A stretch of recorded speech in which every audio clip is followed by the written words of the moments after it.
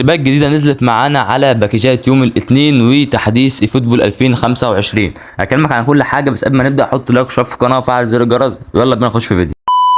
تحديث ايفوتبول 2025 هينزل في اخر شهر 8 لنص 9، ودي واحد من الاسباب اللي خلت ديلي جيم يمتد لحد يوم 11/9. ودي برضو بقول لك ناس بيقولوا ان هو هيبقى موعد التحديث 11/9 اللي هو نهايه الديلي جيم. وبمناسبه تحديث 2025 الناس قاعدين يشيروا صور كتيره قوي للباكج ده اللي فيه رونالدو وفيه كريم وجاريث بيل.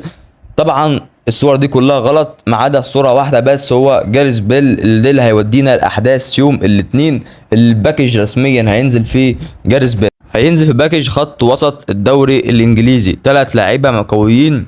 طبعا اول لاعب معانا هو الاسطوره جاريث بيل، هينزل بمهاره خرافيه بالنسبه لمركزه ال الايدج كروسنج، هيعمل اي عرضيه توصل على دماغ اللاعب بالظبط بجول.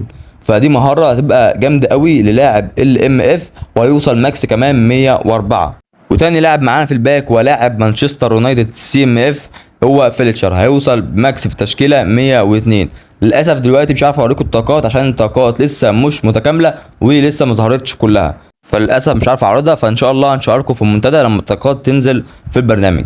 وثالث لاعب معانا هو لاعب الAMF في الارسنال تقريبا اسمه روزوسكي حاجه زي كده. المهم هيوصل ماكس برضك 101، وزي ما قلت لك الطاقات بتاعه الثلاث لعيبه هنشارككم في المنتدى. دلوقتي هكلمك على اضافات 2025 بس اصبر معايا. دلوقتي كنا منزلها حمله فيها 777 كوين للكل، تمام، ومنزلها معاها باكج عشان تغري اللعيبه ب 777 كوين ومعاها حبه لعيبه نجوم اسبوع. يعني حزمه شغاله رخيصه غير انها مجانيه اصلا اي حد يشتريها. بس نصيحه مني وزي ما قلت لك في الفيديو بتاع امبارح، ما تشتريش الحزمه ديت. هي حزمه لاعب قوي وقدامك تطويراته هيت وطاقاته، بس برضك نصيحه ما تشتريهاش وحوش الكوين عشان في عظمه جايه في 2025. طبعا مع كل تحديث كونامي بتنزل فتحه مجانيه على باكج معين، انت ما تعرفش الباكج ده ايه، باكج شو تايم ولا ايبك بوستر ولا نجوم اسبوع، انت ما تعرفش اصلا هو باكج على ايه. المهم فتحه مجانيه وخلاص. كونامي بتقول لك انك هتاخد فتحه مجانيه. دلوقتي كونامي ذكرت او اشبه بتسريب ان هو الباكج خلاص اللي انت هتاخد عليه فتحه مجانيه. كمان في كل مره لما تيجي تديك فتحه مجانيه بيبقى على باكج 150 لاعب او 100 لاعب.